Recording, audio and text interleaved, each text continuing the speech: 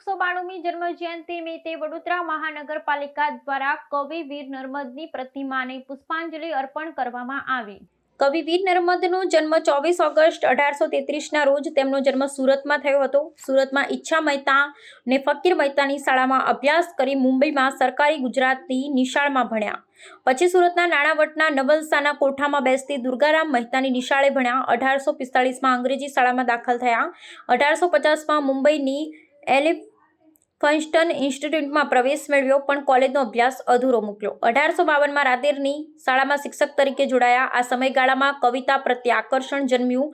વર્ગમાં શીખવતી વર્ડ્સવર્થના કાવ્ય વર્ણનથી કવિતા અને તેના નિરૂપણો મોટો પ્રભાવ તેમના પર પડ્યો। 1858માં ઈષ્ટ દેવતા કલમને ખોળે માથું મૂકી શિક્ષણની નોકરીમાં તે હંમેશા માટે છૂટા થયા। 23મી વર્ષગાંઠથી નર્મદે કાવ્યલેખનનો પ્રારંભ કર્યો અને 1864ના સપ્ટેમ્બરની 1લી તારીખે 31 વર્ષની વયે દાંડિયો પાક્ષિકનો આરંભ કર્યો અને કવિ વીર નર્મદે વિવિધ કવિતાઓ, સાહિત્ય અને જીવન ચરિત્રો પર અનેક પુસ્તકો લખ્યા હતા।